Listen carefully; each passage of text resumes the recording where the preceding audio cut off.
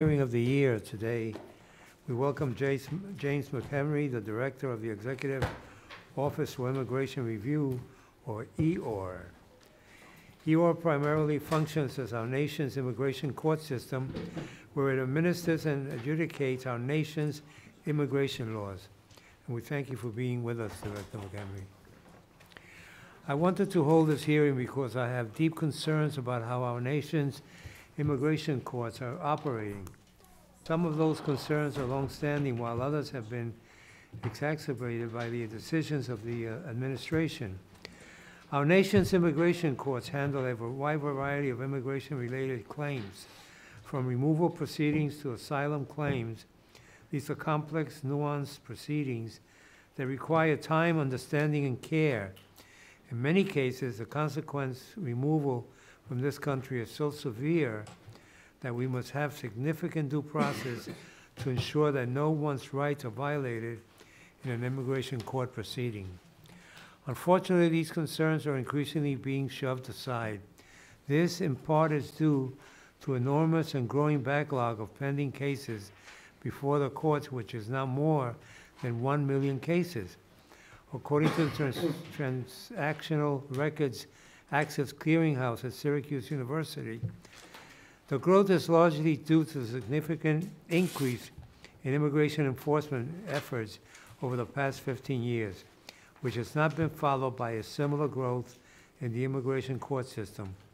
Although this subcommittee has included significant increases in immigration judge teams for the past 2 fiscal years, the backlog has actually increased under the Trump administration.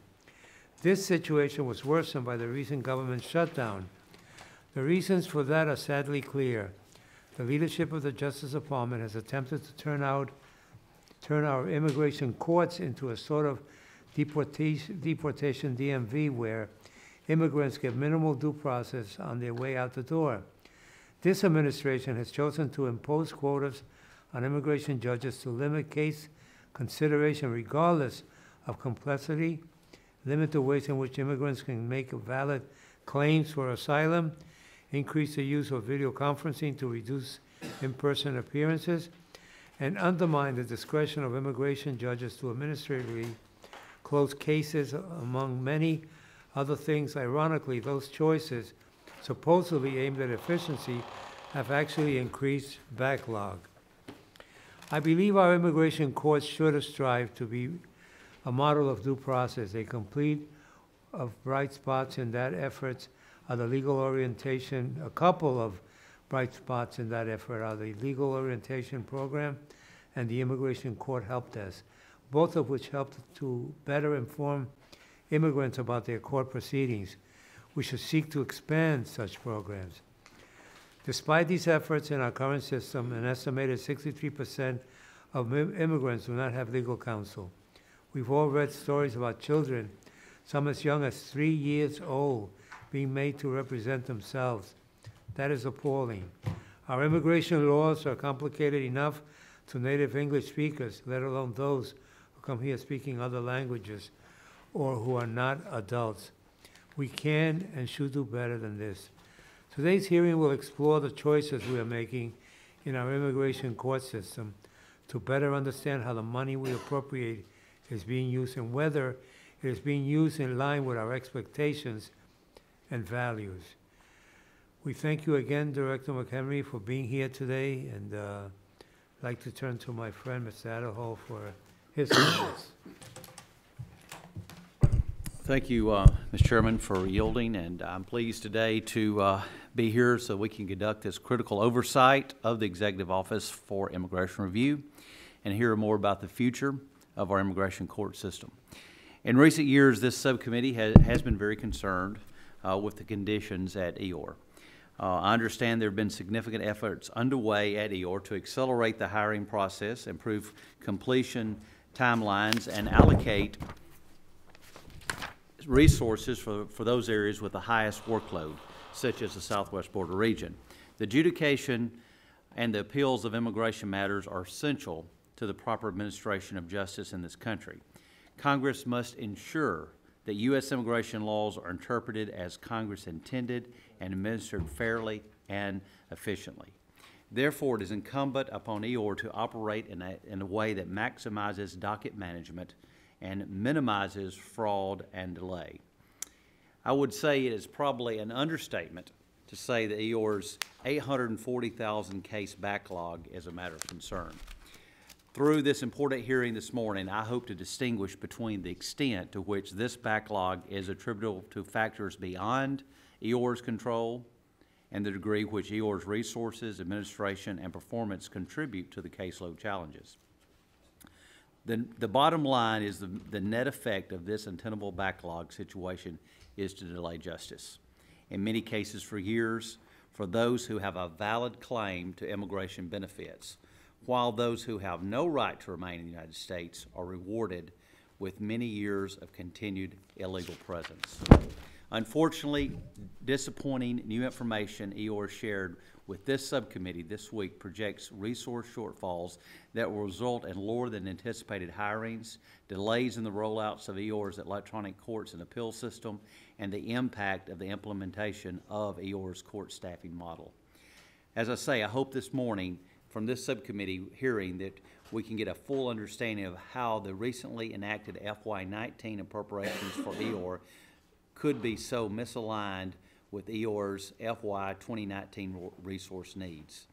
How could EOR have better advised this subcommittee in the months leading up to the consideration of our FY19 legislation? I want to thank the chairman for holding this important and very timely hearing, and I welcome Director McHenry to the subcommittee today, and we're pleased to have you before us this morning. I look forward to hearing your testimony and discussing the important work of EOR, and I yield back. Thank you. Director McHenry, you're now recognized for your opening statement. We wish you could keep it to 5 minutes, although please understand that your full statement will be put on the record. All right. Thank you. Mr. Chairman, Ranking Member Adderholt, and other distinguished members of the subcommittee, thank you for the opportunity to speak with you today. As the Director of the Executive Office for Immigration Review at the Department of Justice, I welcome this opportunity to share with you the progress that EOR has made and to discuss the challenges it faces in the near future. The primary mission of EOR is to adjudicate immigration cases by fairly, expeditiously, and uniformly interpreting and administering the nation's immigration laws. This mission is carried out every day with professionalism and diligence by EOR's 1,800 employees across 7 components. I am honored to lead EOR's employees, for they are firmly committed to this mission and have performed commendably as we have sought to strengthen and improve the functioning of our adjudicatory system. We are grateful for the support of Congress, the administration, and the department in undertaking these efforts, and with continued support, we expect to be able to build on these successes in the years to come. EOR has made considerable progress in the past 21 months in restoring its reputation as a fully functioning, efficient, and impartial administrative court system capable of rendering timely decisions consistent with due process. To be sure, EOR continues to face a significant backlog of pending cases at the immigration court level, one that nearly tripled between 2009 and 2017. During that time, decreased productivity, protracted hiring times for new immigration judges, and the lack of any progress in moving toward an electronic filing system all hindered EOR's ability to effectively carry out its mission. Beginning in 2017, however, EOR has aggressively confronted these challenges. EOR has hired more immigration judges in the past 2+ fiscal years than it hired in the 7 prior fiscal years combined. Further, after 8 consecutive years of declining or stagnant productivity, EOR is now in the middle of its 3rd consecutive year of increased case completions, and at the end of the first quarter of FY 2019, it was on pace for the 3rd highest completion rate in its 36-year history.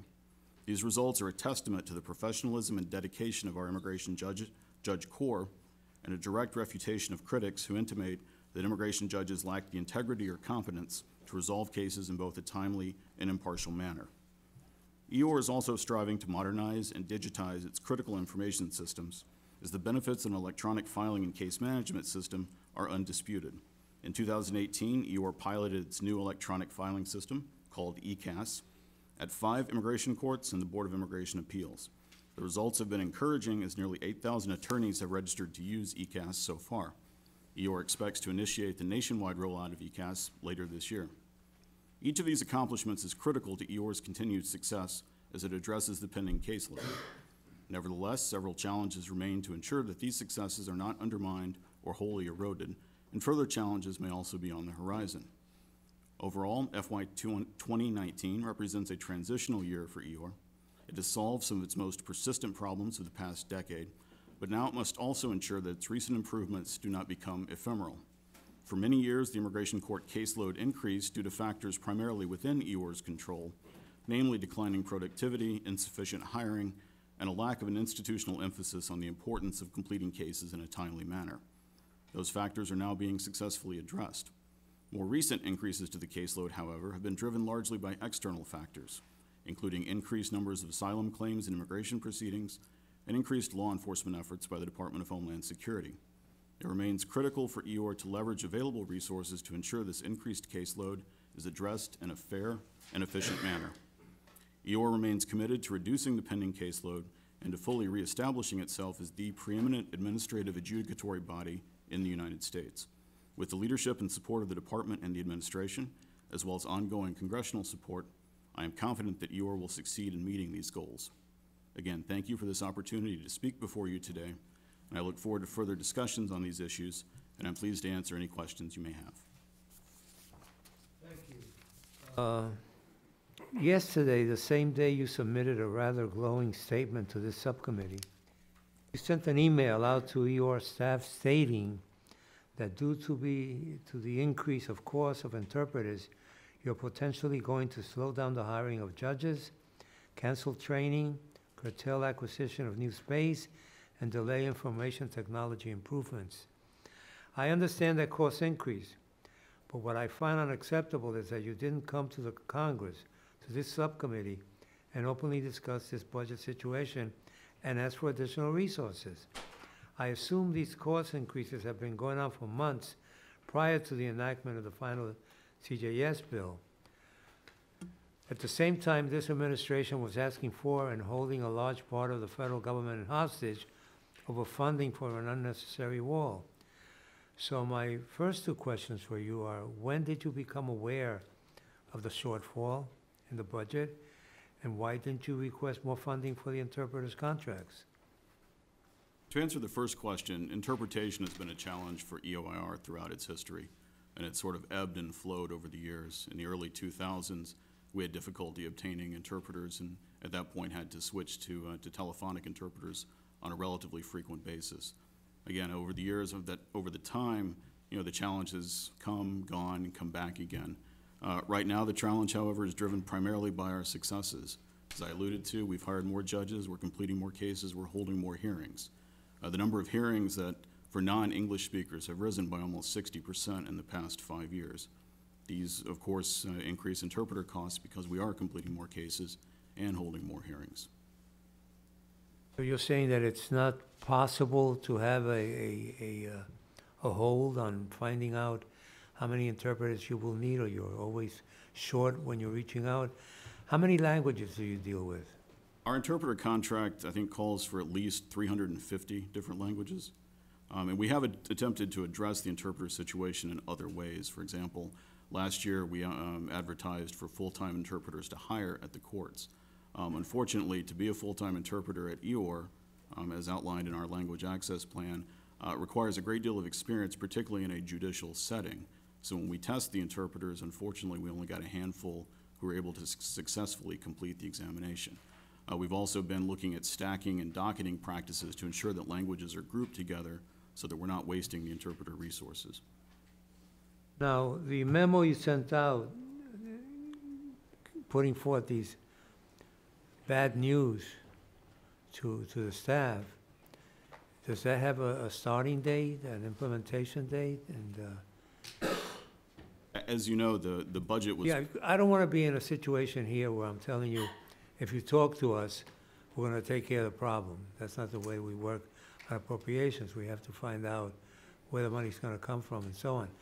But I think at the minimum, from what I heard Mr. Adderholt say and what I've said, we would have been open to discuss the situation and find out going forward how can be helpful, either, in some special situation that comes up in Congress or in the next year's budget. So I'm just not understanding how there wasn't an alarm that this was going to be a problem, and then an email comes out saying, we have a problem. that Congress didn't know about. No, I'm happy to take that message back to the department. I think the department is pleased to hear that. This committee has been extremely supportive of EOR in the past, especially in the recent past, and none of the success, none of the things that I alluded to with hiring, with case completions, all of our efforts are almost entirely attributable to that support. So we're very grateful, very appreciative, and I'll definitely relay that message. Thank you. Last year, then Attorney General Sessions testified that immigration judges, quote unquote, agreed to use case completion goals as part of their job performance evaluations. Is this true? Did immigration judges agree to the use of case completion goals as part of their job performance evaluations? I always preface a lot of these comments by saying I'm not a lawyer, I'm not a judge. I played one on Law and Order once, but that doesn't count. But it would seem to me that democracy and justice should take whatever time it takes. You know, I'm one of those few people that says, you know, gridlock may not be a terrible thing, because there are places where the budget is always on time, because one person decides what the budget's going to look like with a little group. We have democracy, and democracy means you get elected, I get elected, we disagree, and it may take a little longer to reach that situation. But the whole idea that, you know, you must complete so many cases or else you're not doing a good job just doesn't make sense to me. Was there agreement on the part of the judges and everyone else at EOR to do this? I can't necessarily speak to what Attorney General Sessions may have said, because I'm not familiar with the full context. But what I can say is that prior to last year, the collective bargaining agreement that we have with the Immigration Judge Union prohibited the use of numeric performance measures. We negotiated that with the union, and as part of that negotiation, that section was withdrawn. That then allowed us to promulgate these performance measures at the beginning of this current fiscal year. To our mind, we understand the concerns, and we've looked at them very closely, but we don't consider them quotas, and we don't consider them quite as black and white or quite as stark as perhaps they've been portrayed.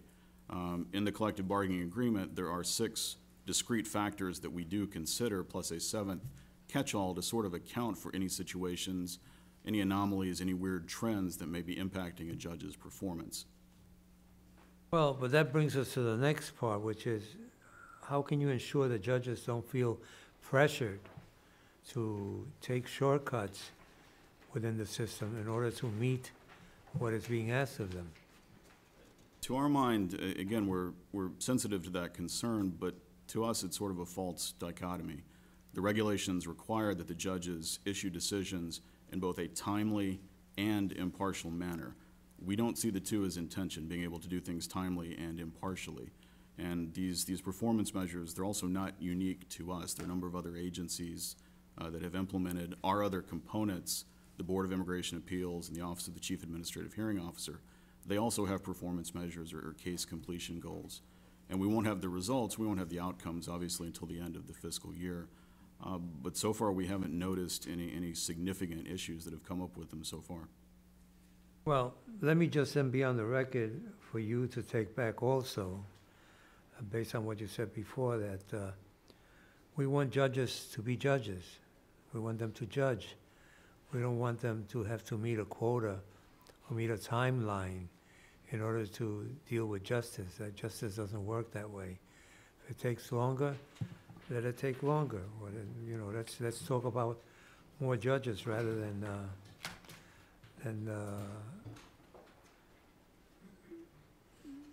a number that doesn't fit.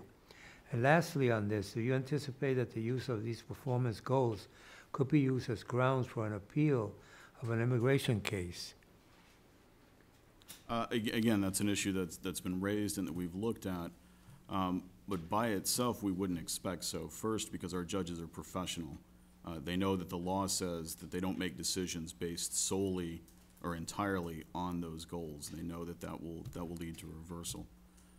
Additionally, we can't control what arguments people want to raise, but we've trained our judges. They understand. Many of them come from other systems that have performance measures or case completion goals, and they understand, as I alluded to, how to balance being fair and impartial and respecting due process and also providing timely adjudications of the cases so that these individuals don't have to wait any longer than is absolutely necessary to get a decision. I want to ask one last question here and then get on to the other members and Ms. Adderhold. We just had the longest government shutdown in history. What has this done in terms of the backlog of immigration cases? Can you tell us the current backlog number as well as how many cases have been added to the backlog as a result of the shutdown? How long will it take to get back to the pre-shutdown level? The current pending caseload is about 850,000. We wouldn't necessarily say those are all backlogged because that includes cases that were filed yesterday, the day before, a few weeks ago, that haven't been pending for that long. It also includes detained cases, which generally move much more expeditiously. In terms of the shutdown, for us, it's not a question of added cases because non-detained cases weren't being adjudicated, they weren't being filed, so it's hard to say. What we can say is that we had to cancel approximately 60,000 hearings during the time of the shutdown. And when you canceled them, were you able to get back to those folks after the shutdown and tell them that you were ready to hear their cases, or that they were still on schedule to have their cases here? The courts are in the process of rescheduling those. They've been working overtime since the shutdown ended to get that done. Because from what we understand, the committee, during the shutdown, many may not have been sent written notice after the shutdown that the cancellation now is over and they can be taken care of, or at least dealt with their issue. There was a hiccup the first week after the shutdown ended because we didn't have time to necessarily get notices out. We also had a couple of courts closed that week due to weather issues that delayed us. But we think those problems have largely been resolved since then. Thank you. Ms. Adderhold? Oh, talking about the backlog, you said 850,000. I believe we talked about 850,000 pending cases. And you talked a little bit about it in your opening remarks about the hurdles but can you again talk about what do you think the greatest hurdles to overcoming that backlog and in trying to reduce it? I mean, if you had to really focus on just one or two things, what do you think is the greatest need there to try to overcome that? The number one need, as it has been, as the President's outlined, as this committee is aware, subcommittee is aware, is more immigration judges, increased immigration judges. In October of 2017, the administration called for adding 370 immigration judges. At the time, we had about 330, so that equates to about 700 total. We know that when we get more judges, they're adjudicating more cases more effectively, more efficiently. The numbers keep going. To what extent do you believe that the reallocation of resources and judges to the priority dockets of unaccompanied minors and family units beginning in 2014 contributed to the backlog?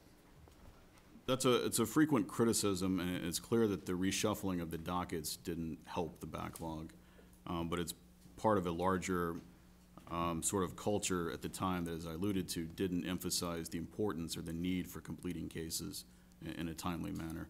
So it sort of plays into the larger issue of an institutional focus on the need to get these cases completed and to get results for the individuals in proceedings. Does EOR make these cases a priority? In January of 2018, we issued a new priorities memo. Under the prior memo, fewer than 10% of our cases were prioritized.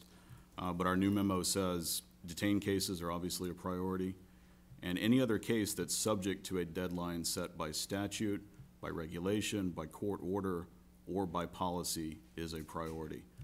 Essentially, the cases in which we have to wait for another agency to act, those don't necessarily fall within the priority distinction, but all of the other cases do. And you mentioned additional challenges that will need to be sustained to support to ensure that EOR's recent successes are not undermined or eroded. And you as mentioned earlier, you said it was, correct me, you said in the early 2000s was when the interpreter issue it became a real challenge? It's been a challenge off and on, at least since then. We issued policy guidance, I believe, in 2004 to address it at the time. And But that's when it first became real, was early 2000s. right, but it hasn't necessarily been consistent over Right, that time. but that's when you first saw it, even though it's it's waned back and forth since that time. I'm not necessarily familiar with the agency history before that time, but that's the first time that I'm aware of. How does the onboarding of additional judges drive your interpreter needs, and how will you address this challenge in future budget submissions? Well, the FY 2020 budget hasn't been put out yet. I believe it's scheduled to be put out next week or in the next couple of weeks. So I defer to the department and to OMB for the formal submission. But as I alluded to, and as our statistics show, the increase in the number of judges, we hired them to hear cases. They're hearing more cases. They're hearing them more efficiently. We've had an increase in the number of hearings that require, or for non-English speakers, which ordinarily require interpreters. So the more judges you have, the more hearings you hold, the more need there's going to be for interpreters.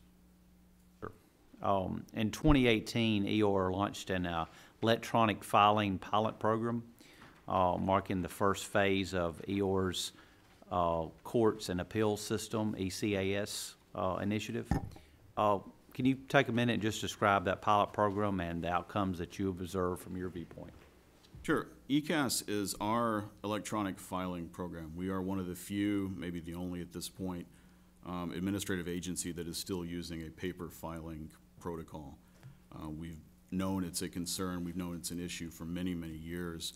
And in 2018, with the subcommittee's support, we were able to take some of the first steps toward piloting what you call ECAS to rectify that situation.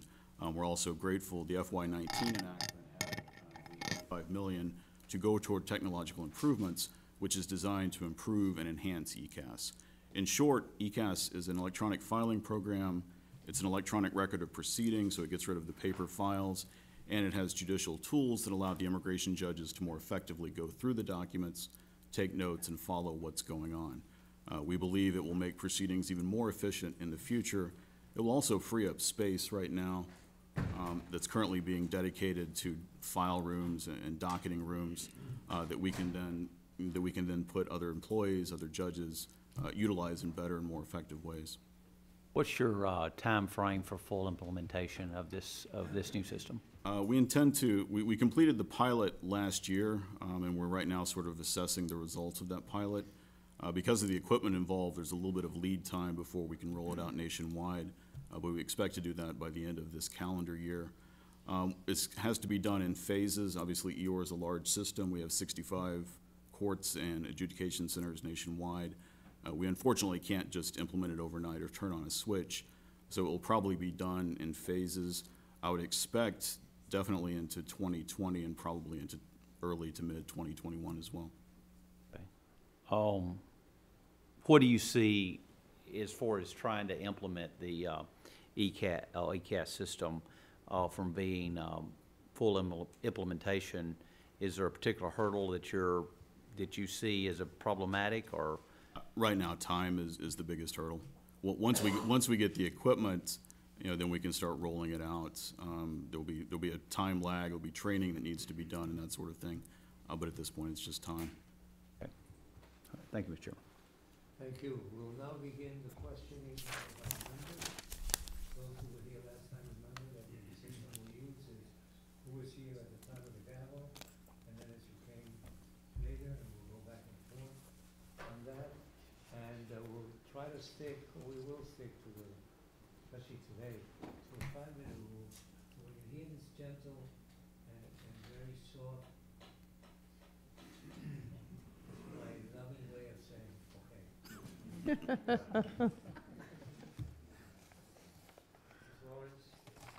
Yes, thank you, Mr. Mahenry. I have a question. Currently, we know that there are a backlog of cases, and my question to you is, how many vacancies for authorized judges do we have unfilled today? I can't give you the number precisely today. What I can say is that once we process all of the judges that we currently have in place, we'll only have about 8 vacant courtrooms remaining. So we have 427 judges currently.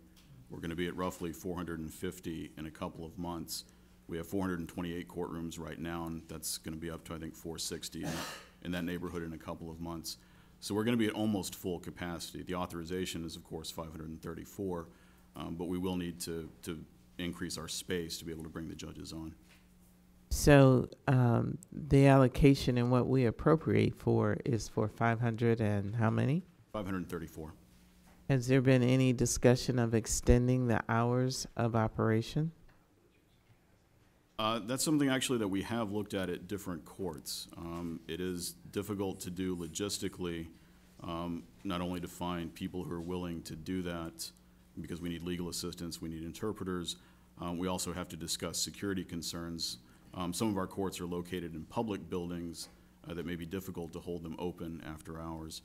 It is something that we've looked at, but at least in the non-detained setting, it hasn't shown to be viable just yet. One of the greatest obstacles posed by remote nature of most facilities, a study conducted by the LA Times in 2017 found about 30% of immigrants in detention are jailed more than 100 miles from the nearest government-listed agency legal aid resource on the pro bono list, distributed by ICE and the immigration courts. I want you to know that I'm sure you agree, representation matters, particularly given the complex nature of immigration law. The vast majority of immigrants in detention are underrepresented. Fewer than 1 in 5 are represented. Immigrants in detention are twice as likely to succeed in their cases if they are represented. What training do you provide to judges who hear detained dockets to ensure that respondents are given enough time and support to obtain counsel, and if they're unable to do so, to be provided or apprised of their rights by the judge? This is a major concern. Mr. McHenry? Both by statute and regulation, the immigration judges are required to apprise all respondents of their right to counsel at no government expense. They're also required to provide them with a list of pro bono or low bono type service providers. By policy, we typically give at least one continuance to look for an attorney. By statute, they're allowed 10 days before their first hearing to seek counsel. Once they're in proceedings, the judge will also look out for their rights, will explain the nature of the proceedings to them if they're unrepresented. If they're unrepresented and they're seeking asylum or some type of benefit, the judge will also explain the qualifications. Well, for do that. you find having 1 in 5, only 1 in 5 are represented? What's your response to that data? There are many arguments on that, and the data, at least in the detained setting, is sometimes inconclusive. Many respondents who are detained for serious criminal charges or serious criminal convictions, and thus there may not be much that an attorney can do for them in proceedings. And many attorneys, as a matter But of... they're underrepresented, so it's not an attorney. So are you saying that if they commit a crime, then there's no need for an attorney? Is that what you're saying? What I'm saying is that many attorneys, as a matter of ethics, won't take a case for someone if they can't do something for them in immigration proceedings. So there may be some sort of selection bias going on in terms of looking at the overall representation number for detained aliens. So make me understand that. So if I'm a detainee with a criminal record, you're saying that the attorneys don't want to take their case, so therefore they go through the system unrepresented. For example, an individual who has a drug trafficking conviction and has no fear of returning to their home country is ineligible for almost everything under the immigration laws. An attorney who talks to that individual is unlikely to take their case, is unlikely to charge them money because they understand as a matter of law they can't do anything in the proceedings. We haven't drilled down to know, and it's a level of granularity that I'm not sure we could get at, to know how many individuals don't have counsel because they haven't looked for it or because someone won't take their case or for some other factors. I will wrap up with this. In our country, representation in a legal process is something that's an expectation. And what you just said to me is something that needs to be corrected. Thank you, and I yield back.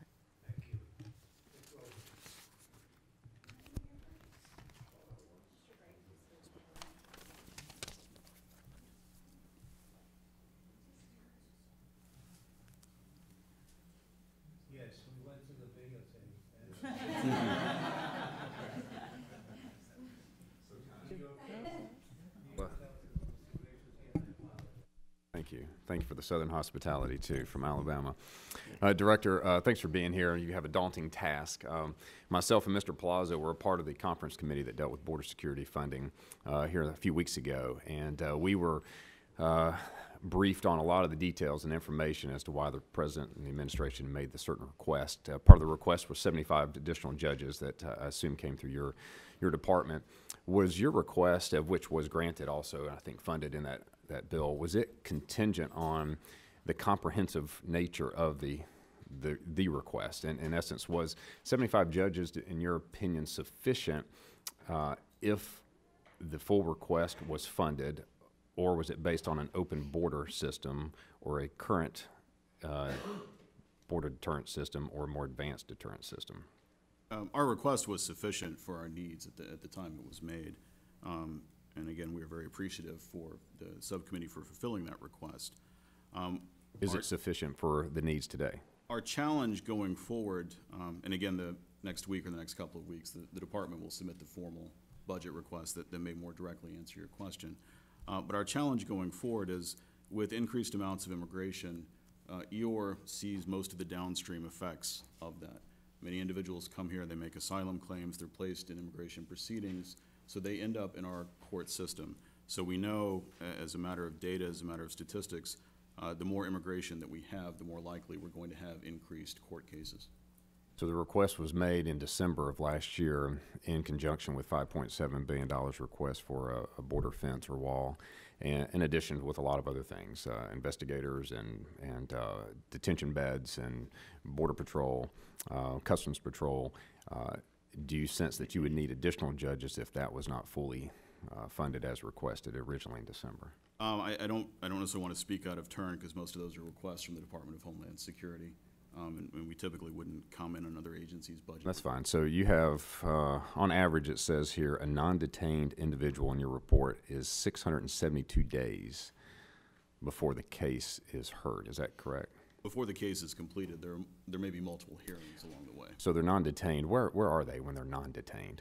We have 65 courts nationwide, approximately 40 of them hear non-detained cases. They're wherever. But where are the individuals who are non-detained for 672 days? Typically at their house or wherever they happen to reside. Where, the country of origin, or? No, in the United States. In the United States. So for 672 days they're in the United States. What percentage of them actually return to have their case heard? It's a difficult question to calculate the percentage, because there Should may be pretty easy. Either they show up or they don't. Well, there may be reasons that they don't show up at a particular hearing. There may be issues with notice and things like that. What we know, at least on this FY, it's about 44% of our cases have resulted in an in absentia, which means they weren't present for it, have resulted in an in absentia removal order. So about 45% don't show back up. Where do they end up? Do they go home? The Department of Homeland Security would be in a better position to answer that than I. They do have an order of removal outstanding at that So help point. me understand, what's the difference then in 40 to 45 days of hearing one that is detained versus somebody that's not detained being 2 years? Why is that different? For a number of reasons, detained cases, as I said, are expedited. They're always a priority. So would it be better to have more detention facilities so that cases can be expedited, or is it better to have less detention facilities so that 45% don't show up? That would be a question probably better directed to the Department of Homeland Security, since It's a good question for you, too. We're here today. They maintain the detention system. In your opinion, after all you've seen, you have 850,000 backlog. You see it. I assume that's not because of the department's lack of work, but it's probably due to additional apprehensions, as we've seen in the news of late. Do you consider this a national emergency or not? Again, I'm not in a position to really comment on semantics. You have expertise. You or can. labels. What I can see, as I alluded to earlier, we do see the downstream costs. Increased immigration does lead to increased court cases. I appreciate your attempt to, avoid that question. I know it's difficult. We all get that question, and we're grappling with that today. But I would say that 850,000 backlog that has increased 14% or more each year over the last 8 years might be an emergency, and it's okay to say that. Mr. Chairman, I'll yield back. Thank you, and once again, we apologize for the oversight. It seems that you had stepped out of the room before the gavel went down, and you were here before, so sorry for putting Thank you. in the category of forgotten but not done. So I'm free to go. Thank you, Mr. Chair.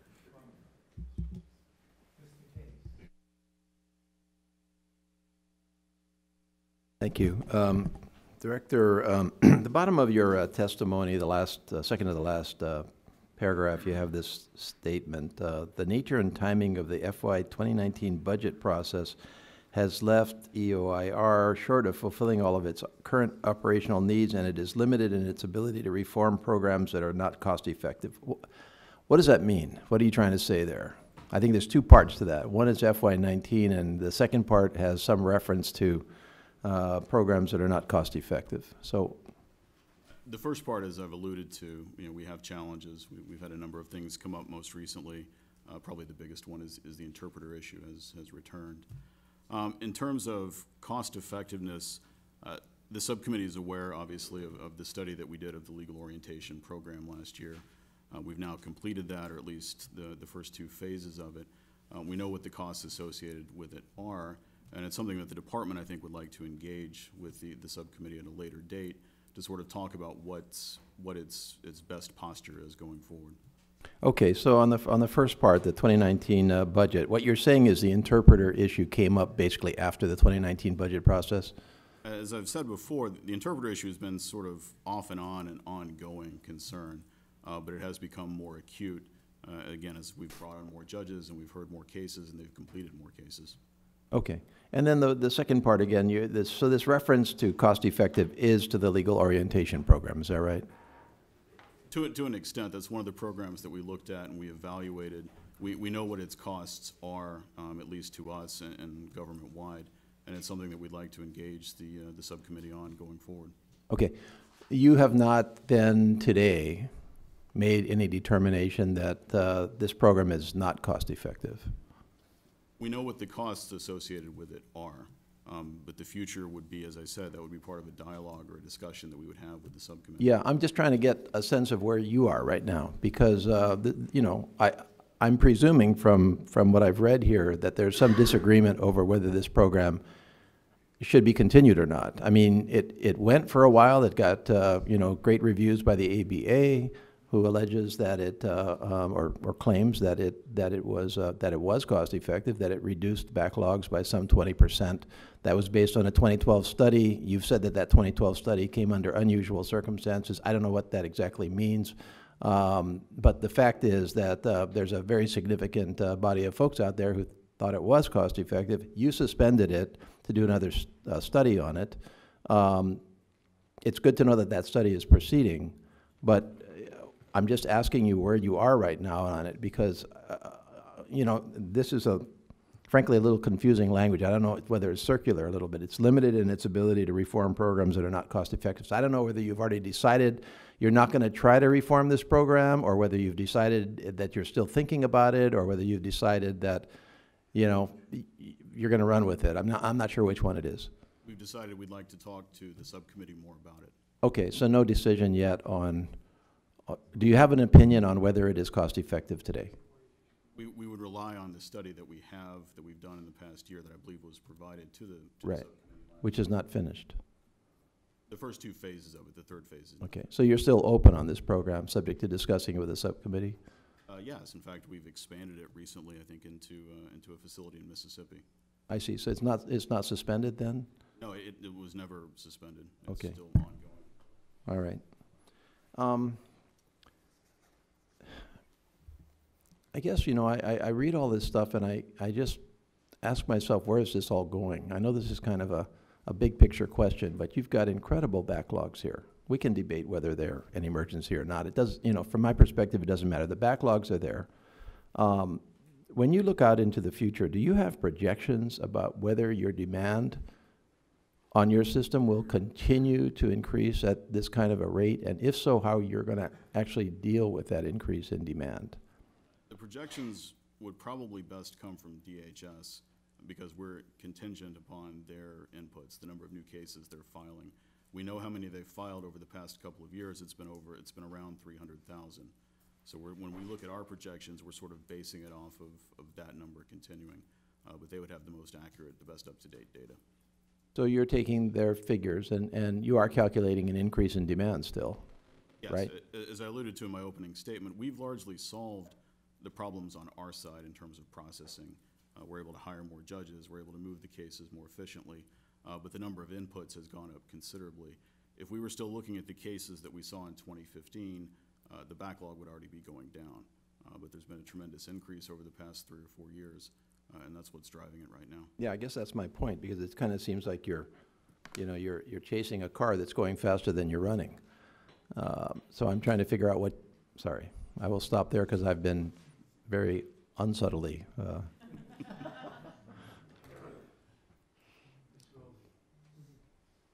Thank you, Chairman. Director McHenry, thank you again for taking the time to be here and come before the committee to address our concerns. In your opening statement in an email addressed to your colleagues, you highlight shortfalls within the FY19 funding levels. It's already been brought up today. You mentioned cost increase associated with increased transcription, data analytics, and other operational necessities. The most dramatic increase, though, was with the interpreter cost, which I know several of my colleagues have addressed. In perspective, interpreter costs were $17 million in FY17, $60 million in FY18, and expected to approach $110 million for FY19. But you go on to say, quote, "This challenging budget situation has led us to a position where difficult financial decisions need to be made." So I would like it if you would tell us what difficult financial decisions you're referencing and what decisions have been or are being made to address these. The formal decisions will be made by the departments when the spend plan is issued, which I think is coming in a few weeks as well. The email is designed to sort of lay out priorities. Our employees know the situation. They know that we've had unprecedented growth, unprecedented hiring, unprecedented case completion numbers, all due to the support of Congress and the administration. They have questions about where do we go next. We've essentially been trying to dig ourselves out of a hole for the last 2 or 3 years, and we're getting sort of to the top of that, and they want to know what are the next steps. So we've outlined sort of what we see as the priorities going forward for the remainder of the fiscal year, and that's what it's designed to convey. Okay. You continue in your statement that you do not expect to be able to continue to hire and onboard staff at the pace previously set, and that you expect delays to include the hiring of immigration judges with no new class after the one scheduled for April. You mentioned you will not be able to hire 250 attorneys that are needed. So my question gets to this: what resources do you require from Congress to address these shortcomings? And are you able in your current capacity to keep up the pace you've been on, or do you expect the department to slowly start falling even further behind? We definitely don't expect to start falling further behind. We have set, as I've alluded to, a fairly, to my mind, impressive pace in terms of hiring and adjudications. That should continue for the foreseeable future. In terms of resources, again, it wouldn't be appropriate for me to get out ahead of the department or OMB for the release of the actual request. Okay. Well, again, I appreciate your time being here today with us, and Mr. Chairman, I yield back.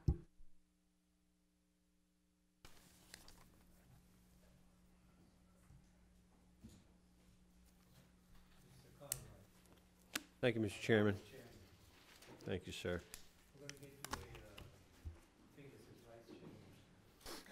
And I hope to be forgotten but not gone as well.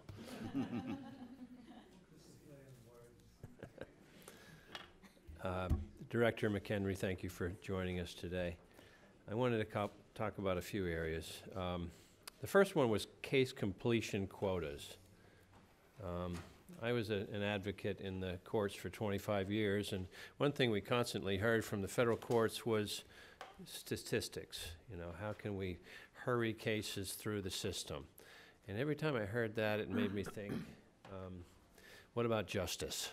You know, are we sacrificing justice for speed?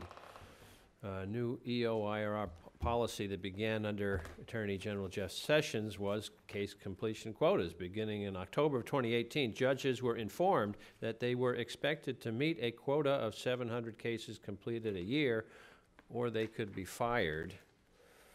Doesn't prioritizing metrics in case completion make it harder thoughtfully to dispose and adjudicate of these cases, and easier simply to deny applications for entry into the United States? I think this question comes back to a point I made earlier, that to our mind, this is sort of a false dichotomy. There's no reason that judges can't be both impartial and respect due process and also be efficient. Again, we don't call them quotas because they're not strictly black and white, but they're not novel nor unique to us. A number of other agencies use them. In fact, they're fairly widespread, and we're not aware of any sort of significant or systemic issues that have arisen because of them. Well, you understand what I'm getting at, and the question is, what specific steps has EOIR taken to ensure that setting quotas or targets like this doesn't hamper judges' ability to examine each case comprehensively and justly? All of our judges are properly trained. They're expected to know the law, to understand the law. They're expected to adhere to the law and to apply it. And they also understand the law is very clear that they can't deny a case or deny a continuance or something like that solely based on a performance measure or a case completion goal. Now, of course, our immigration courts are structured differently from other courts. They are housed within the Department of Justice, and immigration judges report directly to the Attorney General of the United States, correct? They're appointed by the Attorney General. There are several layers of management between them, but they're appointed by him. And the buck stops at the Attorney General, correct? By statute, yes. No. And if the Attorney General chooses, he or she can assign a case to a new judge or even reverse a decision. Am I correct in that? The Attorney General does have certification authority to refer decisions to himself from the Board of Immigration Appeals. Right.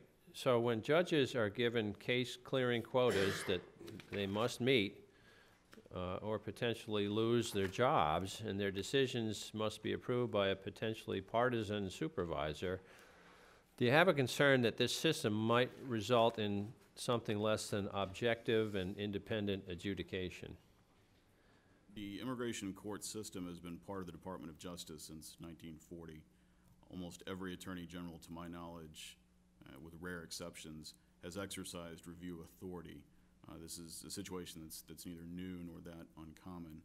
And again, we're not aware of any systemic issues that's arisen because of it. Well, you know what I'm going to say about that. I'm going to say, well, we've always done it that way. It's something less than a full discussion on the merits. Do you have a concern that partisanship can enter into the adjudication process? I'm not aware of any partisanship or anything like that that goes into the process. The Attorney General, by statute, is charged with offering controlling guidance on the immigration laws. Okay. I also understand that in addition to immigration courts, EOIR has 2 adjudication centers, right? One in Fort Worth and one in Falls Church, Virginia? That's correct. Okay. At these centers, judges hear cases from around the nation via teleconferencing, right? Video teleconferencing, yes. Video teleconferencing, right. And my understanding is judges at the adjudication centers, they're at the adjudication centers, while attorneys and respondents are in separate locations around the country. But in February of this year, 7 detainees, along with 3 public defender groups, filed a federal lawsuit against ICE. And they said, and you're familiar with that suit, I'm sure. I am. They said reliance solely on video conferences has, quote, had disastrous effects on detained immigrants, the ability of their attorneys effectively to represent them, and the efficiency of the immigration court, unquote. My question is, has the EOIR taken steps to examine whether teleconferencing impacts the attorney's ability to advocate for their clients, or for that matter, a judge's ability to provide due process to immigrants seeking fair adjudication?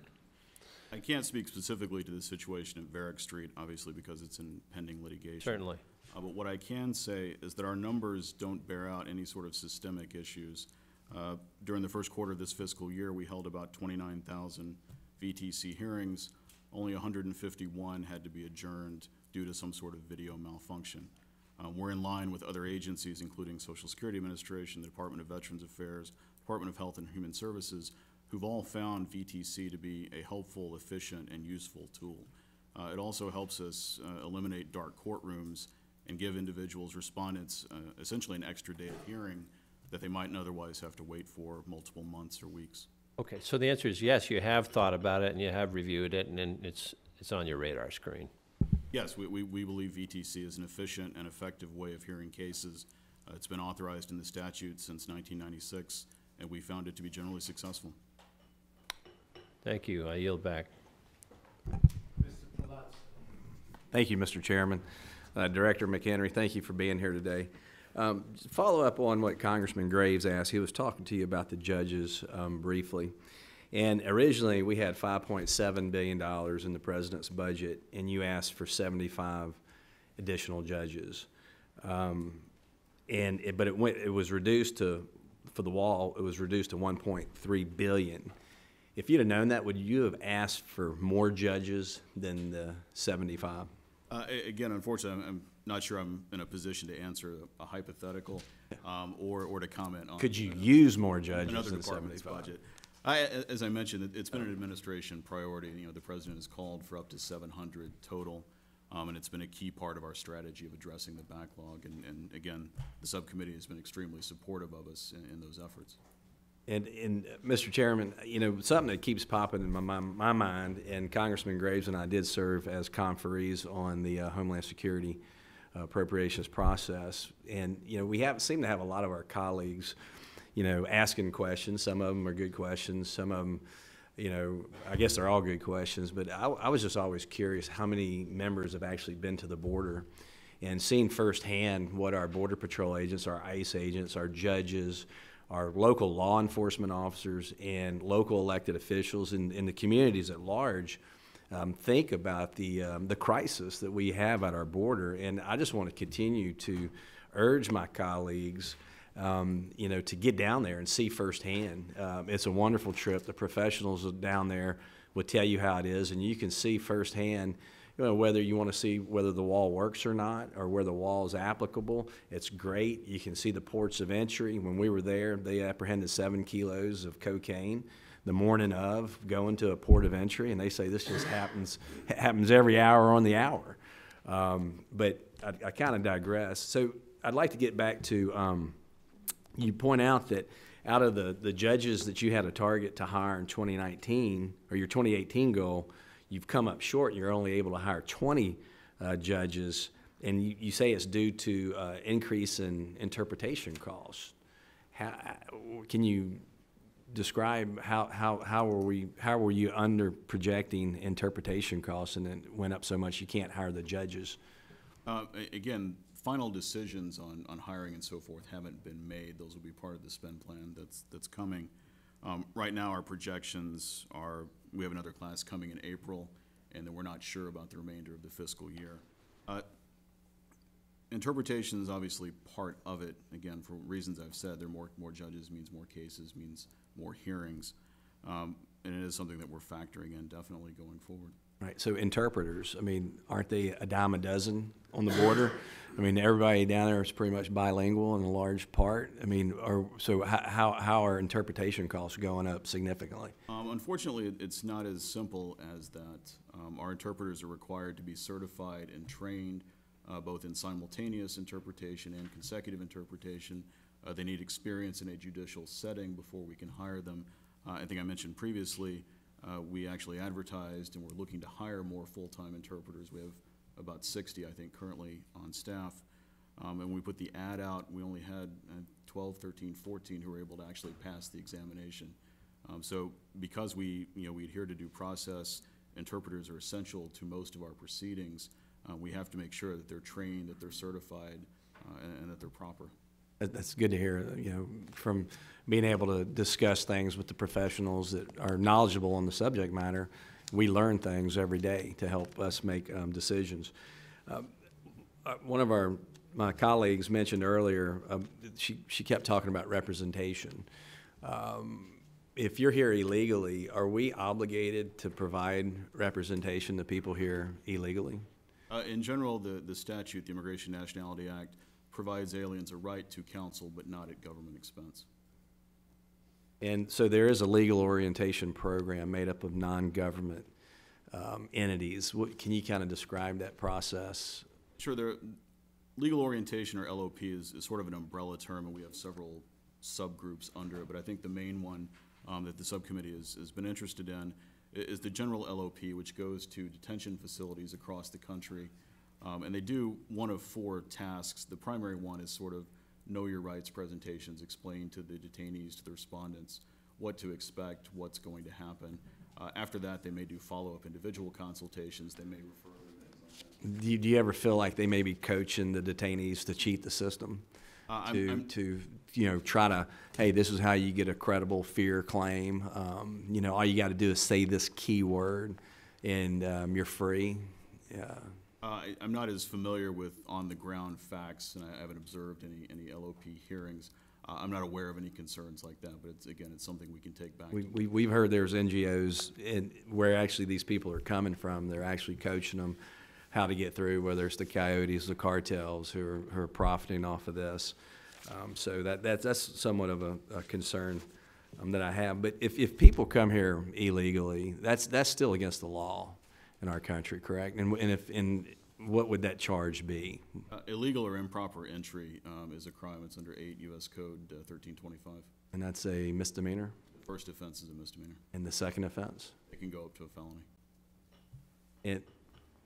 All right. Well, I yield back. Thank you, Mr. McHenry. Palazzo, since you started your comments before that from Mr. Chairman, I'll have to sort of answer anyway. The chairman's opposition to a wall does not fall under the usual arguments that you hear. It's just that this country, our country, of all countries, is not building a wall. Not the country that has the Statue of Liberty. Do we have a speech? Do we have to deal with? Absolutely. But none of it. Not this country. Well, Mr. Chairman, since you brought it up, I think that wasn't directed for you to respond to what I discussed. I was thanking Mr. Chairman for being recognized, recognizing me to speak. But I think a combination of a defensive barrier, boots on the grounds, and technology would well serve protecting American and American citizens.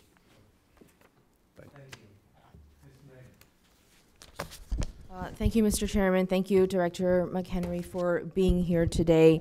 I wanted to also address comments made by Mr. Palazzo, if I may.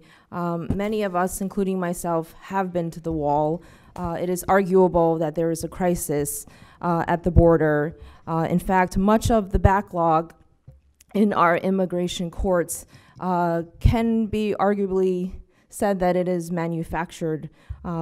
We have, Mr. Serrano has a constituent, and many of us have been working with his office, where a gentleman who has worked and paid taxes in this country for 25 years is a union member, has been separated from his family. We have cases of thousands of children who have been separated for their families. And so if we're talking about backlogs and prioritizing our resources, I think that we can do better in this area as well. I do wanted to ask about legal representation for children. There are so many reports of young children appearing unrepresented in immigration court, which brings attention to the availability or lack thereof of legal representation for them in removal proceedings. And representation in immigration proceedings is particularly critical when the respondent is a minor. Do you believe people in deportation proceedings should be entitled to an attorney if they cannot afford one, and what is the policy? There are a couple of responses here. First, the issue specifically of representation for children is one that is very much in litigation. In fact, it's pending, so I'm sort of limited in the amount of comments that I can make. But I would say, at least based on our statistics, if you're looking at unaccompanied alien children, at least for those whose cases have been pending for a year, the representation rate is close to 80%. It's similar, 80% for asylum seekers as well. So a good number of our cases are represented. In terms of the law provides that an alien, a respondent, is entitled to an attorney at expense to the government. Our judges explain the rights, they explain the proceedings to the respondents. They provide a list of pro bono providers if the respondent's unrepresented. And again, they generally give some time to look for an attorney. I appreciate that, and I know that judges do explain. Do you agree with, there was a case a few years ago where an immigration judge who was himself in a leadership position at EOIR was criticized for saying, quote, "I've taught immigration law literally to 3-year-olds and 4-year-olds. It takes a lot of time, it takes a lot of patience, but they get it. It's not the most efficient, but it can be done," quote. Do you agree with his statement? I'm familiar with that statement, and it's unfortunate. It was mentioned several years ago, but it comes up periodically.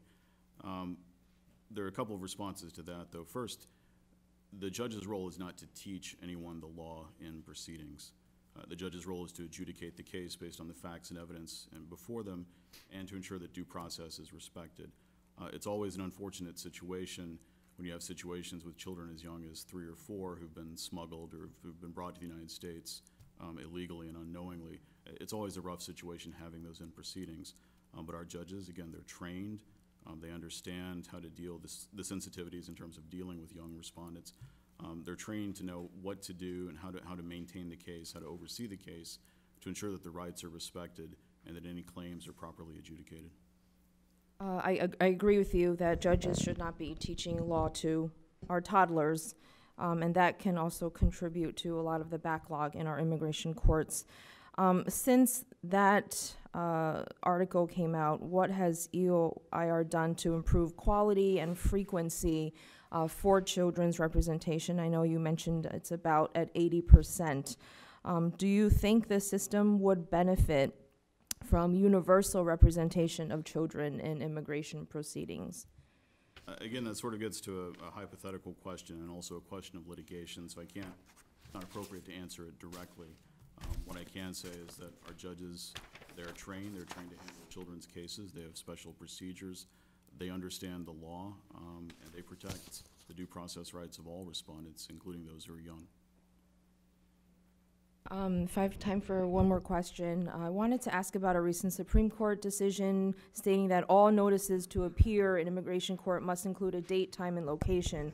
EOIR knowingly began to provide DHS components with artificial hearing dates to circumvent these requirements. What steps have been taken to remedy incorrect NTAs and to provide proper notice to affected individuals? We're aware of this situation because it flared up 2 or 3 times in the fall and then again in January. But the dates that we provided they've been called fake dates. They're not fake dates. There's perhaps a lack of understanding of how the system works. The Department of Homeland Security is responsible for serving respondents with the notice to appear. So when a respondent receives that, they see the date on that document. However, we don't know about it until DHS also files it with us, which is sort of a second step in the process. And we need to receive that document in a timely fashion so that we can make sure it's correctly processed and the case is entered into our system and that we're ready to hear it. So sometimes there is some slippage, and we understand people may think that they have a court date, but until the document is actually filed with us, we don't have jurisdiction, and for us, there's no court date. Now, we've worked with DHS and we're remedying that situation. We have an interactive scheduling system that allows them to schedule these cases electronically, so that way we're more aware of them on the front end, and we don't expect a reoccurrence of the situation going forward. Right. I mean, as you know, many people take time off from work. They have to provide childcare. They may have to travel for hours to get to these courts. And in fact, internal EOIR emails indicate, for example, that on June 27th, 2018, an assistant chief immigration judge authorized the use of these fake or dummy hearing dates, and I appreciate the explanation. Do you agree with that? Is that blanket policy, or? We actually issued a policy memorandum on this in response to some of the issues in the fall. It was issued right before the shutdown, so it may not have gotten as much attention as it should have. But we've worked with the Department of Homeland Security. We're not providing them the dates anymore. Instead, we've given them access to our interactive scheduling system, ISS, so they should be using it to schedule them electronically going forward. Thank you. I yield back. It's a different subject. Thank you, Mr. Chairman. Mr. McHenry, thank you for being here. Appreciate your testimony. I'm kind of curious about the backlog situation. What did you say is the current backlog of cases? The current pending caseload is about 850,000. It's not perhaps accurate to say that they're all backlogged, because that includes some that were filed just yesterday or in the past 2 or 3 weeks. But that's Cases that have not been heard. right. But that's basically the ballpark. Okay, thank you. Do you know what is the highest number of cases that have not been heard ever in your agency's history? I can't speak to the entire agency's history, but 850,000, I think, is the largest pending caseload that we've had. It is the largest, highest it's ever been As far as I know, but again, in the history of America. but I can't speak to it in the past completely. Excuse me? I can't speak to it beyond, we were created in 1983. I can't speak to anything beyond that time, but it looks like it's the largest. I wouldn't expect you to. So since '83, it's the highest it's ever been. Yes. Okay. Why do you think that is? It's a combination of factors, and you have Please. to sort of look at the backlog in 2 stages.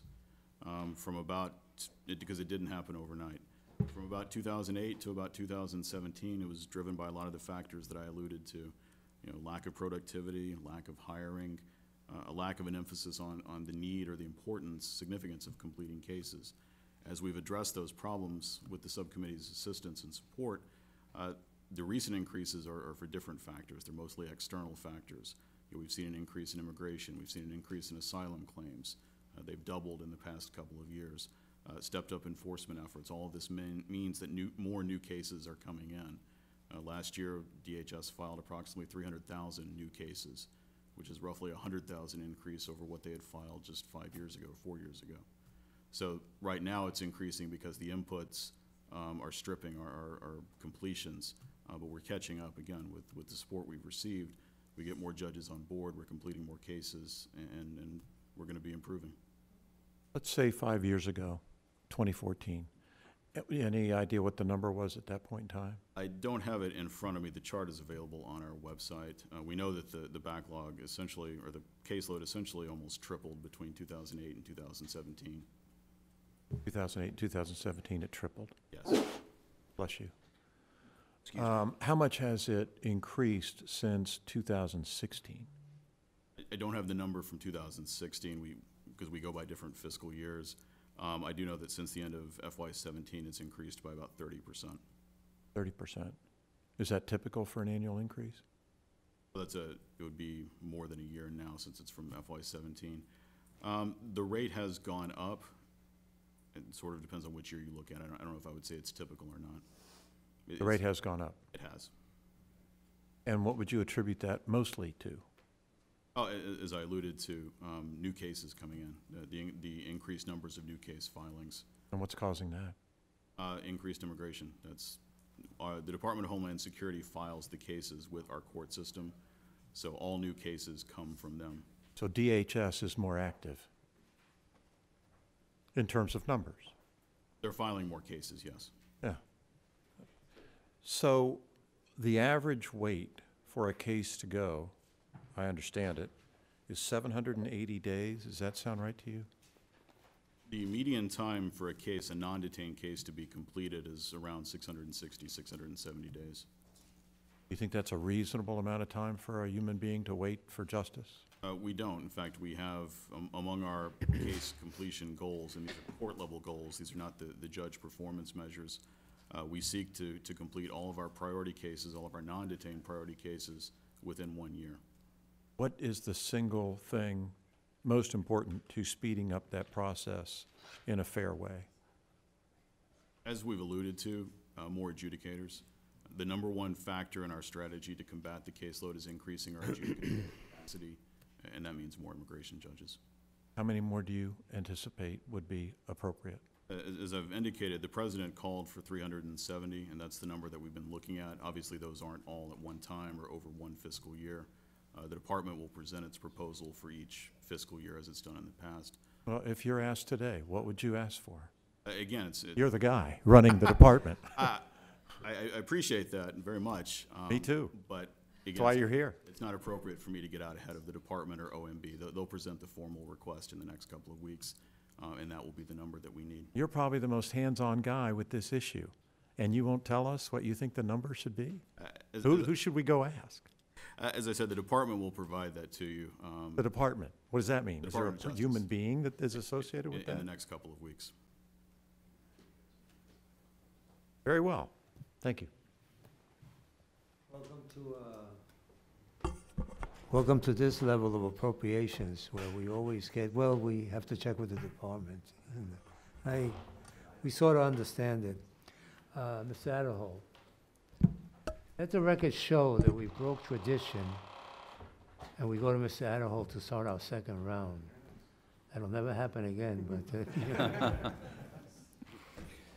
Thank you, Mr. Chairman. We'll talk about video teleconferencing. Of course, the technology allows court proceedings to be conducted efficiently, effectively, even though the participants are not all together at one site. Can you talk about some of the benefits of video teleconferencing with regard to administration of EOR proceedings? Certainly. It's something that we're not the only agency that does this. I've mentioned the Department of Health and Human Services, Department of Veterans Affairs, Social Security Administration. Most other adjudicatory agencies of our size use VTC on a widespread basis because it's efficient. It allows the agencies to conduct hearings in more locations. It's more convenient in some cases for the respondents or the individuals who are appearing. And in our case in particular, it helps us get towards solving the problem of dark courtrooms because of scheduling issues and judges working alternative work schedules. You know, we sometimes have courtrooms that aren't used on particular days of the week on a regular basis. That's the equivalent of a lost hearing or a lost day of hearings, so that people who are waiting months or years for their hearing, we can actually be hearing their case. And that's what VTC allows us to do, to bring that case, to move that case to an earlier date so we can give that person an adjudication. What is the role of video teleconferencing in the criminal alien program? Criminal alien program, I think, is a label actually the Department of Homeland Security uses for a specific program. We use VTC, though, for what we call the institutional hearing program, which is for respondents who are detained either in state or federal criminal custody. It allows us to complete their case more quickly so that by the time they've served their sentence or finished serving their sentence, they already have a decision in their immigration situation, and they can either be granted, they'll either have their relief and get to stay, or they'll have a removal order that can then be executed by DHS. Okay. What about how do you ensure fairness to accommodate the needs of respondents and their representatives when you're using the VTC? Again, there's always going to be some place where the respondent and their witnesses or their representative can be when we do a VTC hearing. Respondents, as I said, have the right to counsel at no expense. So if they have representation, the attorney will have to be there. Sometimes the attorney is in the same court where the judge is and the respondent is by VTC. Sometimes the attorney is with the respondent, wherever the respondent is, and they both appear by VTC. In rare cases, we could do bridges potentially where they could both be in different locations and still have it done by VTC. But we make sure that the attorney is present for the hearing if there is one. Are you doing any kind of upgrades to the video teleconferencing equipment, to the audio equipment, or the simultaneous interpretation equipment? Well, we've expanded digital audio recording equipment as we built new courtrooms. We constantly look at our VTC equipment, our VTC connections. This is one issue that relates to the Varick Street litigation, so I can't get into it in too much detail. But we do continually monitor our equipment. And as the statistics that I referenced earlier indicate, the error rate or the malfunction rate is typically less than 1/10 of 1%. So we haven't seen as many technological issues as perhaps there have been in the past. Okay. In 2012, the Office of Inspector General noted excessive delay in immigration case processing can undermine the administrative justice if witnesses are no longer available to testify, U.S. citizen relatives die, or documentary evidence is lost.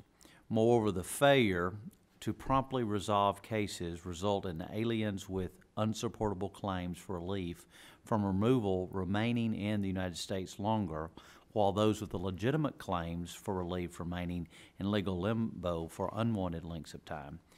Would you agree with that assessment? Well, the OIG report that you're referencing, and also the GAO report in 2017, they both indicated or both noted issues with excessive continuances or proceedings dragging out for too long. That's one of the issues that we've looked at very closely. We've issued guidance on continuances, and last year the Attorney General issued a binding precedent decision, also clarifying the law for judges on continuances. We haven't run any recent statistics. I don't have anything immediately available, but we believe we're moving in the direction where excessive and unneeded or unnecessary delays are not causing us as many problems as perhaps in 2012. But as far as agreeing with that assessment, would you agree with the overall assessment?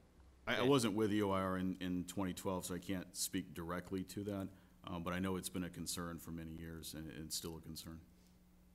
But would you agree that it undermines the administration of justice if the witnesses are no longer, if they're no longer able to testify, if they die, or the evidence is lost? But certainly, the longer that proceedings go, you know, the loss of recollection, the loss of witnesses, all those will affect, you know, the viability of a particular case. From your perspective, what do you see as the effects of the backlog? It's twofold, but it's perhaps two sides of the same coin. Individuals who are here who have no claim to stay are allowed to remain longer in violation of the law than they otherwise should have. On the flip side, individuals who are here who have valid claims, it takes longer for those claims to be adjudicated. It takes longer for them to get the relief that they deserve. So in short, no one benefits from the backlog, and that's why we've taken such significant steps to try to address it. Thank you, Mr. Chairman. Thank you, Mr. Chairman.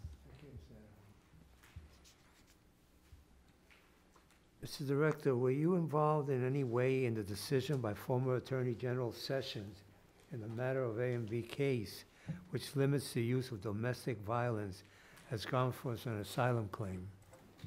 I'm familiar with the AB decision, but it's another one that is that is very much in active litigation. In fact, part of it has been enjoined recently, so it's not appropriate for me to talk about it.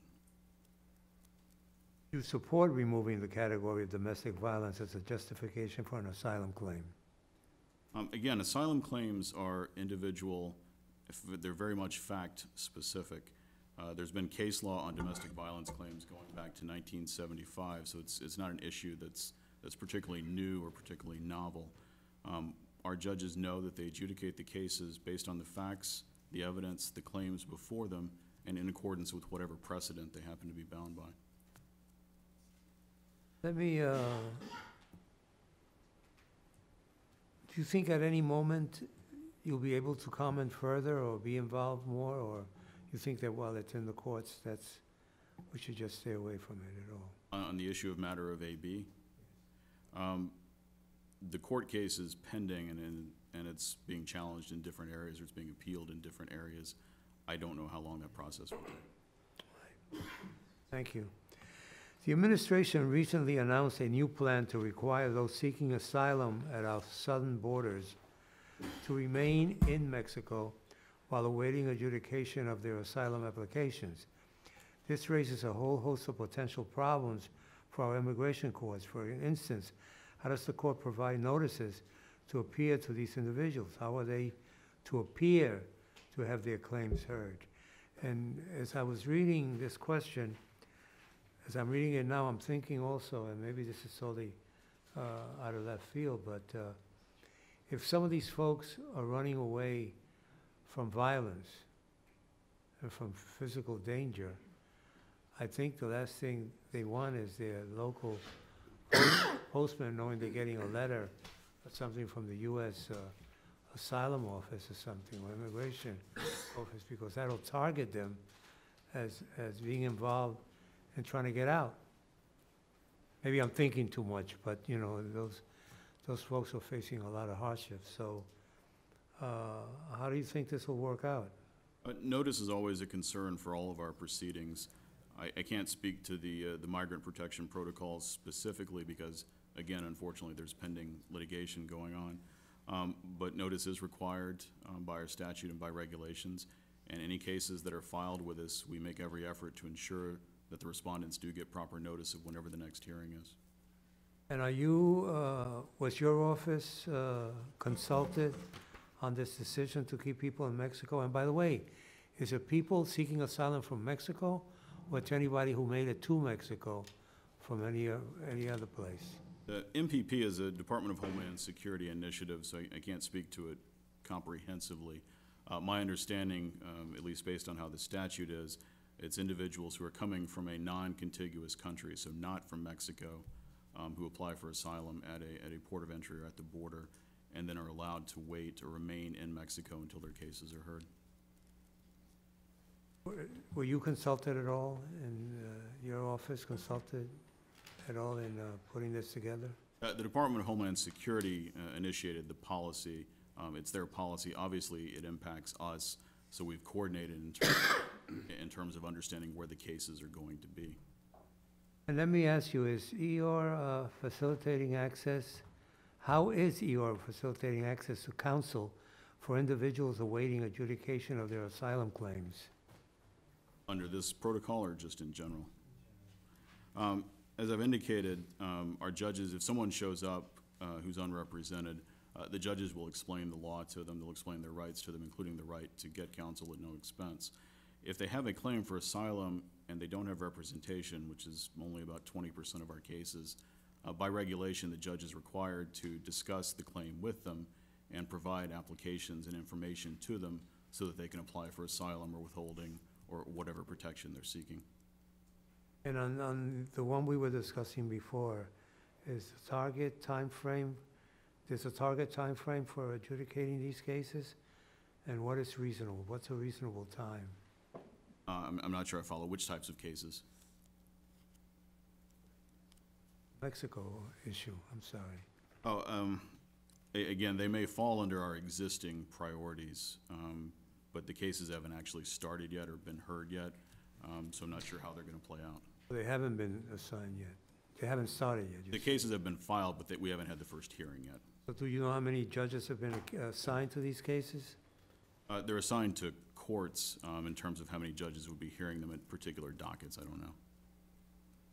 Hey, Mr. Director, were you involved in any of the meetings either with others at the Department of Justice or Department of Homeland Security where discussions of the family separation policy were held?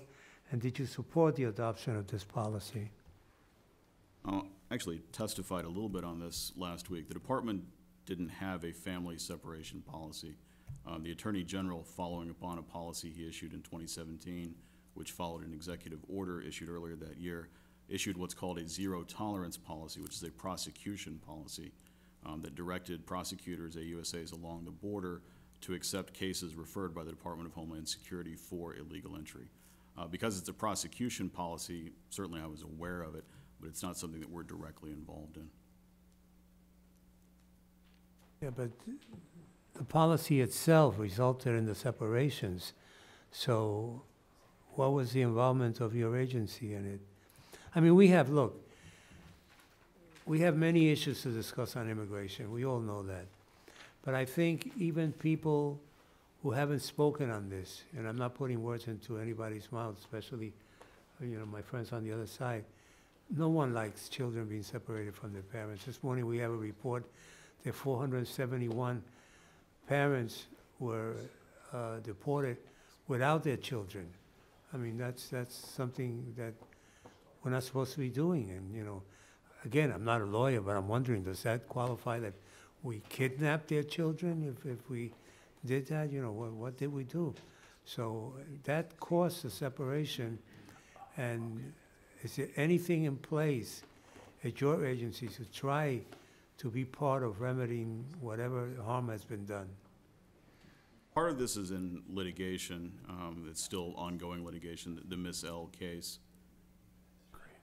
And we certainly work with our litigators to provide them with any information that they may need in terms of the reunification efforts. The zero tolerance prosecution policy itself, however, doesn't directly affect us. Individuals who are prosecuted under the policy, it doesn't prohibit them from applying for asylum or any sort of protection to stay here. So we would get their cases whether they're prosecuted or not. Thank you. Mr. Graves. Thank you, Mr. Chairman. Director, thanks for your time today. You've had a lot of questions thrown at you. I wanted just to make sure we were clearing up a couple of comments from earlier. I know Ms. Meng made reference and used the term manufactured backlog, and in no way do I believe she was insinuating that there's mistruths or anything such as that. So I'll just clearly ask the question, is the backlog that you've referenced today manufactured? Not in the sense of being artificially created or sort In what way could it be manufactured? Or sort of deliberately created or deliberately manufactured. As I've indicated, the factors that affect it sort of changed in 2017, and it's been a growing. But it's accurate. It's growing, and it's a growing. It is accurate, though, 850,000 or so given today. And in your opinion, do you believe that the current apprehensions that we've heard about this year thus far, I believe the number I wrote down here was 268,000 apprehensions in the first 5 months. Is that a manufactured number? I don't have any reason to dispute those statistics. We do follow DHS. Secretary Nielsen indicated that we could be upwards towards 1 million apprehensions this year. Do you believe that's a manufactured number? Again, I don't have any reason to dispute their stats. We do try to track them fairly closely. We've heard a lot about human trafficking. You referenced that as well. Do you believe that is a manufactured crisis on the southern border? We do see trafficking cases in our courts. Our judges, we have protocols. So it's real? In terms of how to deal with trafficking. These are not hypotheticals that people are making up to get some sort of political points.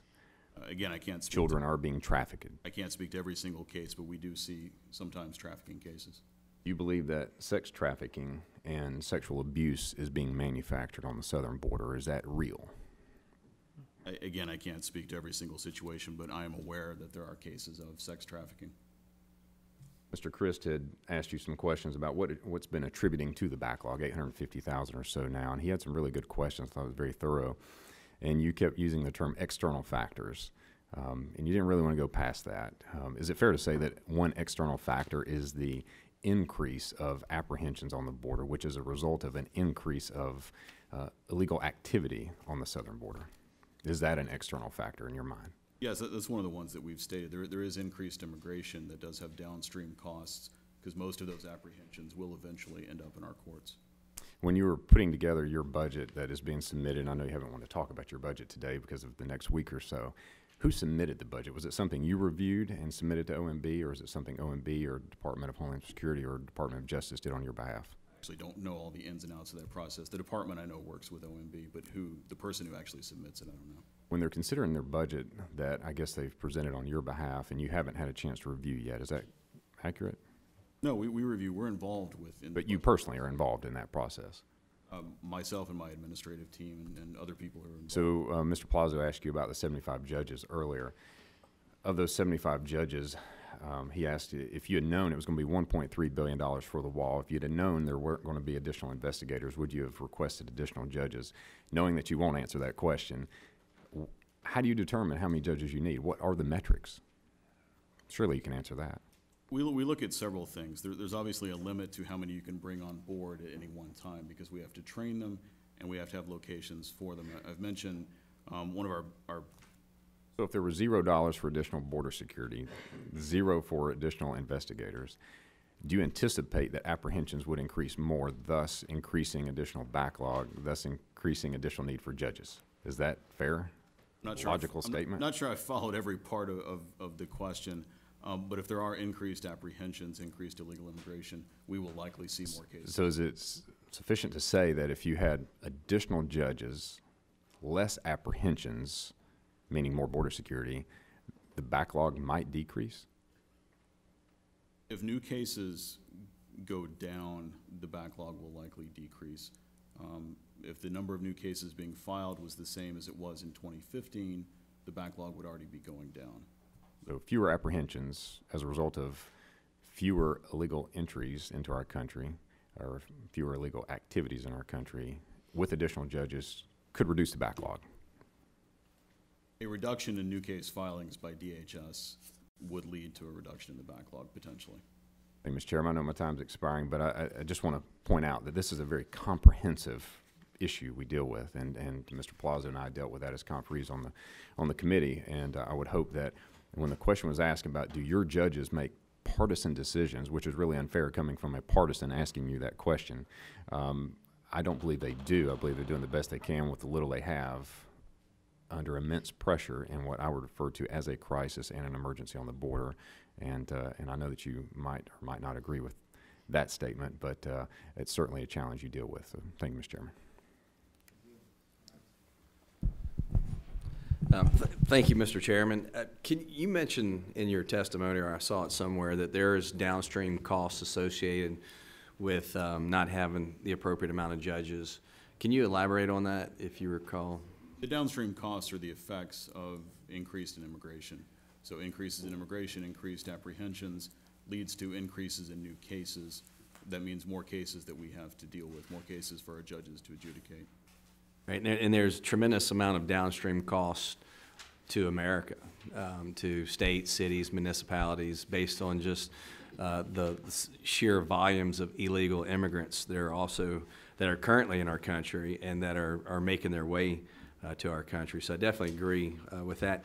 I don't know how you would be able to answer this, but I'm going to ask it. In your opinion, what is driving the surge at our southern border? I think the Department of Homeland Security would be in a better position than I am. I know they put forth several factors, but they have access to better data than I do.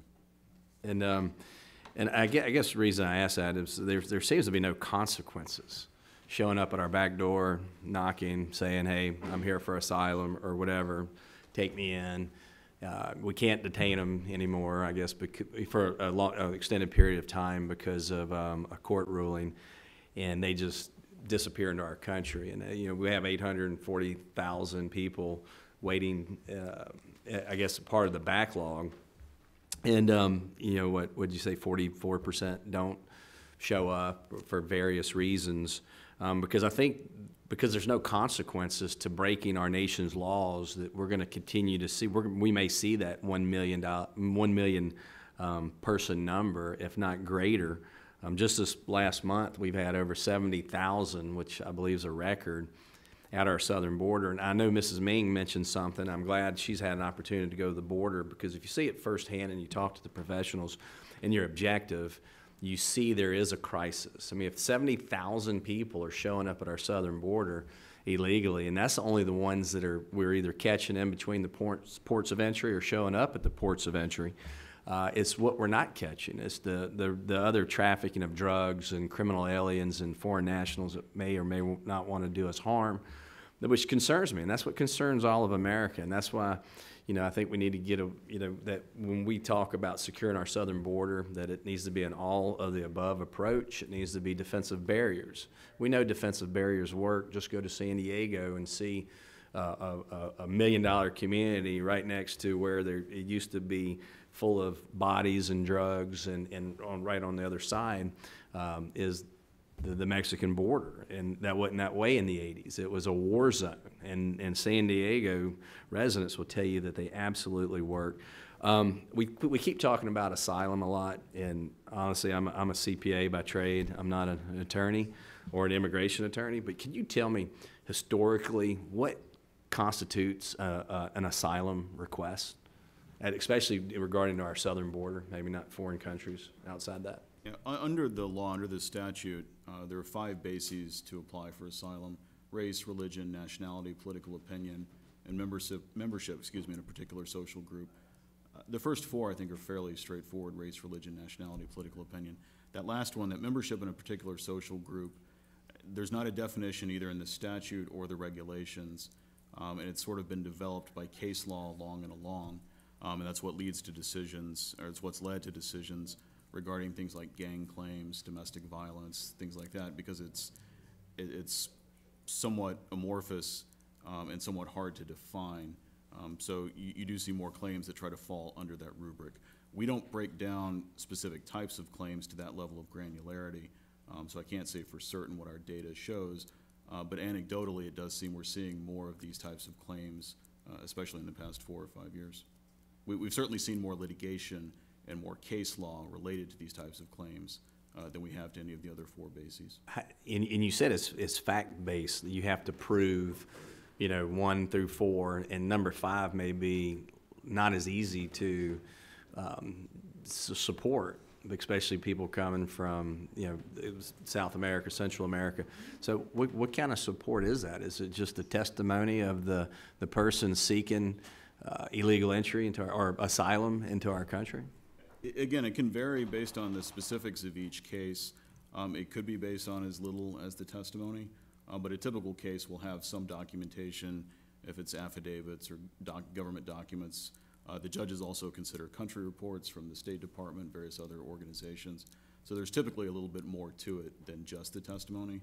Are they carrying that with them when they come through the border, or are we investigating and researching it, having people on the ground back in, say, whether it's Honduras or Guatemala? Not working for the Customs and Border Protection, I can't necessarily say what goes on at the actual border. But individuals who do end up in immigration proceedings when they bring their claims, roughly 80% of them have attorneys, so their attorneys help them with the claim and determine what's the best evidence or the appropriate evidence to submit. What percentage of asylum seekers are actually granted, I guess, asylum versus being rejected asylum and put in custody for removal? I can't speak to the second part about put in custody because that's a DHS determination. Okay. But the denial, or I should say the grant rates are between 16 and 20%. 16 to 20% are granted asylum. Are granted asylum, okay. Mr. Chairman, I yield back. Thank you, Mr. McHenry. Just one last question. Of course, all members are welcome to submit questions to the record. What do you know what percentage of the backlog of people entering the country without seeking asylum or without legal papers, undocumented, and what percentage maybe people who overstay their visa? We don't track that normally. We could triangulate it to some extent based on the information we get from the Department of Homeland Security, but I don't have that statistic with me. Because there is a strong feeling out in various communities and in government too, considering this a community, that the larger number of people who are considered undocumented or illegals are people who overstayed their visa, not people who entered without documentation. You know that to be the case, or I don't have. discussed at all? I don't have the specific numbers. We do know that visa overstays are a significant part of our caseload, and I believe we have a report that we submit to the subcommittee on that, but I don't have those specific numbers with me. Well, thank you. Thank you for your testimony today. You took some very tough questions and you faced up to them. Doesn't mean we agree with your answers, but the panel also was very strong on asking questions. And I just have a personal note, you know, we should every so often when we deal with this immigration issue, put ourselves in the shoes of those people in those countries and what they're going through. And you know, I once either sarcastically or very profoundly said, if you don't want an immigration problem, because I don't call it, you know, an immigration issue, because I don't call it a problem, then don't advertise. We tell the world that we're the greatest country, and we are. We tell the world that we have the greatest economy, and we do. We tell the world we're the greatest military, and we have it. And we tell the world that we're the land of opportunity. And then we're amazed that people would come here. And, you know, there's something inconsistent with that, you know. So how to resolve the immigration issue? Many ways. But maybe one of them is not trying to make the whole world think that we're the greatest thing on earth, which we are. For the record, I don't want to get a tweet saying that I hate my country. This is the greatest country, but that's why we have immigration issues. Thank you so much, and thank you to the panel. Thank you, Mr. Adderholm. Thank you. Thank you, Mr. Chairman.